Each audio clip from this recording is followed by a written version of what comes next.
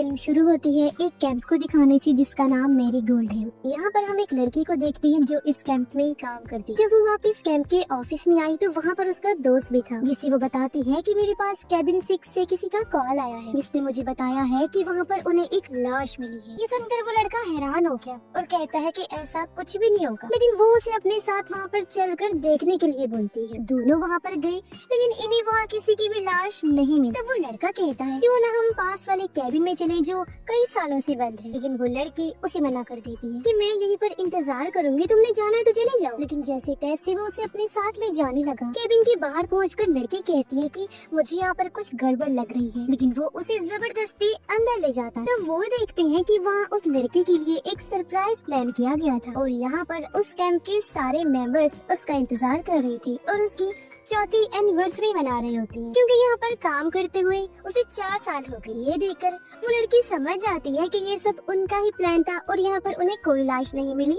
और सरप्राइज से वो काफी खुश हो जाती है। जिसके बाद सब मिलकर वहाँ खूब मस्ती करते हैं।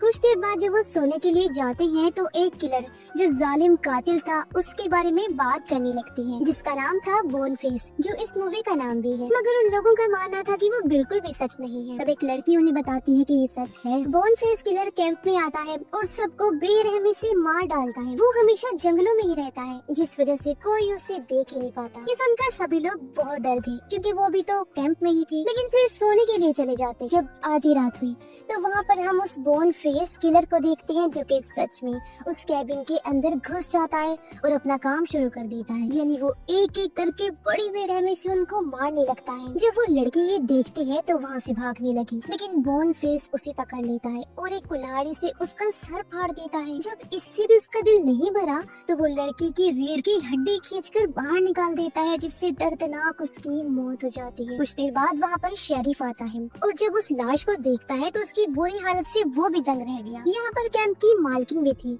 जो उन लाशों की हालत देखकर वॉमिटिंग करने लगती है, क्योंकि ऐसी बुरी हालत देखकर उसकी तबीयत खराब हो गई। शेरिफ उन लाशों को देखकर समझ जाता है कि ये जरूर उसी बोनफेस किलर का ही काम है, जो कैंप्स में जाकर लोगों को मार देता है। उसके साथ डेप्यूटी भी होती है, जो कि इस केस में उसके साथ काम कर रही है। शेरिफ डेप्यूटी से कहता है कि हमें यहाँ पर छानबीन करनी पड़ेगी, क्योंकि आधी रात हो रही है, कातिल यहाँ से भी दूर नहीं गया होगा, वो आस पास ही कहीं छुपा होगा। फिर शेरिफ कैंप की मालकिन को भी घर जाने का कहता है। वो कहती है कि ये सभी लोग मेरी फैमिली की तरह थे, तो आप लोग इस कातिल को बिल्कुल भी नहीं छोड़िएगा। शेरिफ कहता है कि आप परेशान ना हो, हम इसे पकड़ के ही रहेंगे। इसके बाद शेरिफ अपनी गाड़ी में आया और रेडियो से अपनी टीम को यहाँ पर आने के लिए कहता है और बताता है कि इस कैंप में ढेर सारी खून हो गई है। उसके बाद वो डेप्यूटी के साथ जंगल में जाकर छानबीन करने लगता है, जहाँ एक पेड़ पर उन्हें खून नजर आया, जिससे वो समझ जाते हैं कि जरूर वो कातिल यहीं से गुजरा होगा। आगे बढ़ने पर कुछ दूर उन्हें एक जगह गाड़ियाँ खड़ी हुई नजर आती हैं।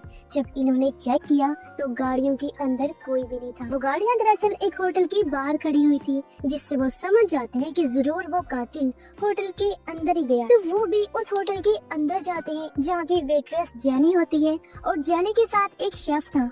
ये दोनों ही मिलकर इस होटल को चला रही थी। वहाँ पर कुछ कस्टमर्स भी मौजूद थी, जिनमें एक स्टूडेंट लड़का होता है, एक मरीन वर्कर था जो पहले मरीन्स में था और अब कंस्ट्रक्शन में काम करता है, बाप बेटी थे जो ट्रिप पर जा रहे थे और रास्ते में यहाँ खाना खाने के लिए रुके। एक बूढ़ी औरत थी जो फैशन करके काफी स्टाइलिश बनी हुई थी, 2 बाइकर्स थे और एक फोटोग्राफर लड़की। अब शेरिफ जब अंदर आया तो वो उन सबको शक की नजरों से देखने लगता है और सबसे पूछता है कि वो किस टाइम यहाँ पर आई। जेनी उन्हें बताती है कि मैं 5 बजे से यहाँ पर काम कर रही हूँ, जिसके बाद बाकी सभी अपना अपना टाइम उसे बता देती। फिर शेरिफ सबसे पूछताछ करता है कि वो लोग कहाँ से आए हैं और कहाँ पर जा रहे हैं, तो सभी लोग उसे अपने अपने बारे में बताने लगते हैं। फादर की बेटी मरीन वर्कर को घूर रही थी, जिस वजह से वो उस पर गुस्सा करता है और पूछता है कि आखिर तुम मुझे क्यों घूर रही हो। अब ऐसा लग रहा था जैसे वो लड़की मरीन वर्कर को पहले से ही जानती है। खैर अब शेरिफ फोटोग्राफर के पास जाता है और उसकी खींची हुई तस्वीरों को देखने लगा, क्योंकि उसे पता था कि उनमें से कोई एक कातिल। जब डेप्यूटी को बोनफेस किलर की फोटो मिलती है और जब वो शेरिफ को दिखाती है तो शेरिफ वो फोटो लेकर बाहर उस जगह पर जाता है जहाँ वो फोटो खींची गई। तब उसे डस्टबिन के ऊपर खून नजर आता है।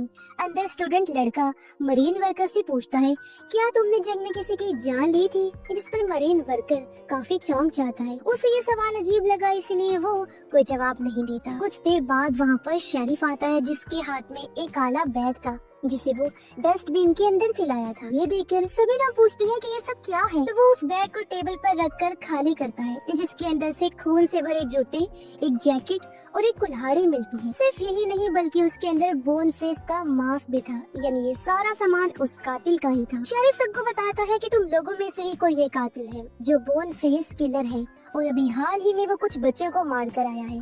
इसलिए सच सच बता दो कि तुम में से कौन है कातिल, क्योंकि पता तो हम लगा ही लेंगे। तो वो लोग एक दूसरे पर ही शक करने लगे, जिसकी कुछ देर बाद कहते हैं कि हम लोग कातिल नहीं हैं। बाइकर्स इन सब से हंसने लगे, कहते हैं कि यहाँ तुम्हें कोई कातिल नहीं मिलेगा। शेरिफ बताता है कि उस बोन फेस किलर ने करीब 30 लोगों को मारा है। वो हर समर कैंप में जाकर लोगों को बेरहमी से मार डालता है। अभी 1 घंटा पहले कैंप मैरीगोल्ड में कई सारे लोग मारे गए हैं, जिन्हें मार कर वो कातिल यहाँ पर आकर छुप गया है। और हाँ, जब तक ये केस किसी नतीजे पर नहीं पहुँच जाता, कोई भी यहाँ से बाहर नहीं जाएगा। हम लोगों ने पहले ही रोड्स ब्लॉक कर दिए हैं, तो अगर वो कातिल भागने की कोशिश करेगा भी तो पकड़ा जाएगा। बाइकर्स ये सुनकर गुस्सा होने लगते हैं और कहते हैं कि तुम लोगों के पास कोई वारंट नहीं है और तुम ये सब कुछ नहीं कर सकते। मगर शेरिफ उनकी बात अनसुनी करके डेप्यूटी से कहता है कि इन सारी चीजों को ले जाकर गाड़ी के ट्रंक में रख दो, ताकि हमारी टीम जब यहाँ पर आए तो वो इसके बारे में इन्वेस्टिगेट कर सके। उसके बाद वो बाहर क्लोज्ड का बोर्ड लगा देता है, यानी होटल बंद, जिसका मतलब कि अब कोई नया कस्टमर अंदर नहीं आ सकता और न ही ये लोग बाहर जा सकते हैं। डेप्यूटी उस सारे सामान को गाड़ी के ट्रंक में रख देती है, फिर अंदर आकर ईमेल्स की चेकिंग करने लगती है कि उनके पास कोई हथियार तो नहीं, पर उसे कुछ भी नहीं मिलता। लेकिन जब वो मरीन वर्कर के जूते चेक करते हैं तो उसके अंदर से एक तेज चाकू निकलता है, जिसे वो अपने पास रख लेते हैं। वो बाइकर्स चेकिंग करवाने से मना कर रहे थे, लेकिन वो लोग जबरदस्ती उनकी चेकिंग करते हैं, मगर उनके पास से भी उन्हें कुछ नहीं मिलता। वो बूढ़ी औरत वॉशरूम में जाती है, जहाँ फोटोग्राफर लड़की आकर कहती है कि मैं तुम्हारे बारे में सब जानती हूँ, तुम्हारी हकीकत। जो सुनकर बूढ़ी औरत काफी हैरान रह गई और उसे कहती है कि प्लीज बाहर जाकर इस बारे में किसी को भी मत बताना। जब उस बेटे का बाप वॉशरूम से बाहर निकलता है तो वो बाइकर्स की बातें सुनने की कोशिश करता है, लेकिन बूढ़ा बाइकर उसे डांट कर वहाँ से भगा देता है। दोनों बाइकर्स आपस में बात कर रहे होते हैं कि वो डेप्यूटी और शेरिफ को पीट कर यहाँ से भाग जाएंगे, क्योंकि यहाँ पर हमारा टाइम ही जाया हो रहा है। जेनी जब फोटोग्राफर के पास कॉफी लेकर आती है तो उसने देखा कि वो अपने लैपटॉप में बोन फेस किलर की फोटो खोलकर बैठी। ये देखकर जेनी कहती है कि मुझे ये फोटो देखकर डर लग रहा है, इसीलिए तुम ये सारी तस्वीरें डिलीट कर दो ना। अब शेरिफ कहता है कि तुम सब अपने अपने जूते मुझे चेक करवाओ, क्योंकि कातिल के जूते 9.5 नंबर के हैं। वो सबसे पहले उस मरीन वर्कर के जूते देखता है जिसका नंबर 10 था। ये सुन स्टूडेंट लड़का कहता है कि ये बिल्कुल फजूल स्टूपिड सा पॉइंट है, क्योंकि कोई भी इंसान बड़े या छोटे जूते पहन सकता है, इसमें कोई मसला नहीं है, कोई हर्ज नहीं है। शेरिफ फिर उस बूढ़ी औरत के पास जाता है, जो देखकर वो बूढ़ा बाइकर शेरिफ से कहता है कि क्या तुम पागल हो, इसकी चेकिंग क्यों कर रहे हो? भला कोई औरत इतने कत्ल कैसे कर सकती है? इस पर स्टूडेंट लड़का कहता है कि कर सकती है, क्यों नहीं कर सकती? तुमने मशहूर फीमेल किलर के बारे में नहीं सुना? उसने बहुत सारे बच्चों को मारा था। शेरिफ उस बुरी औरत का जूता चेक करता है जिसका नंबर 7 होता है। फिर वो एक एक करके उनके जूते का नंबर चेक करते हैं, लेकिन किसी का भी नंबर मैच नहीं होता। मगर जब वो बाइकर्स के पास जाते हैं तो वो अपने जूते निकालने को तैयार नहीं थे।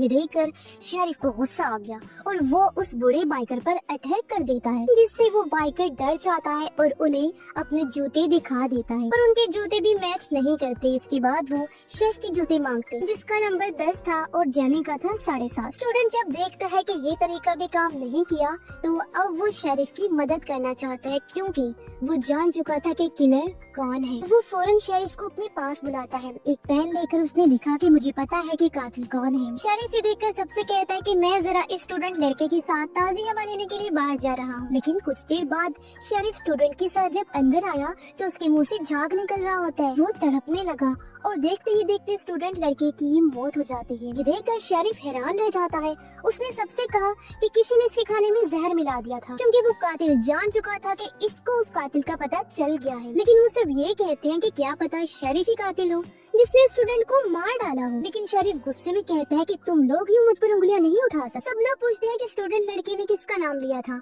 कि कौन है कातिल। तो शेरिफ बताता है कि वो बस उसका नाम लेने ही वाला था, लेकिन उसकी तबीयत अचानक ही खराब होने लगी। सभी कहते हैं कि अगर खाने में जहर था तो इसका जवाब जानी से लें, क्योंकि यहाँ एक ही वेट्रेस है और वो ही सबको खाना देती है। ये सुन जेनी भड़क गई, कहती है भला मैं उसे क्यों मारूंगी। इस बहस के बाद वो सब स्टूडेंट लड़के की लाश को बाथरूम में रख देती है। शेरिफ उनसे कहता है कि अब मैं कुछ सवाल पूछूंगा सबसे, तो सभी उनके सही सही जवाब देना। सबसे पहले वो मरीन वर्कर से पूछता है कि क्या तुमने गोल्फ की जंग लड़ी थी। तो मरीन वर्कर बताता है कि हाँ। शेरिफ फिर पूछता है तुमने कितने लोगों को मारा था। तब वो जवाब देता है कि हमें कत्लेआम का हुक्म दे दिया गया था, इसलिए मैंने एक साथ कई हजार लोगों को मारा। ये सुनकर सब लोग हैरान हो गए और समझ जाते हैं कि वो कत्ल तो आराम से कर सकता है, इसका मतलब है। वो लोग उससे पूछते हैं कि तुम कब रिटायर्ड हुए थे। तो वो बताता है कि मैं रिटायर्ड नहीं हुआ था, बल्कि मुझे आर्मी से निकाल दिया गया था, ये कहकर कि मैं मेडिकली फिट नहीं हूँ, जिसमें कोई मसला है। अब ये सुनकर उन लोगों का उस पर और भी शक बढ़ने लगता है। अब बाप की जो बेटी थी वो कहती है कि मैंने इस मरीन वर्कर को पहचान लिया। उसने बताया कि कुछ साल पहले मैं कैंप मैरीगोल्ड में गर्मियों में जाया करती थी, जब समर कैंप होता था, जहाँ ये मरीन वर्कर काम किया करता था। वहाँ एक लड़की थी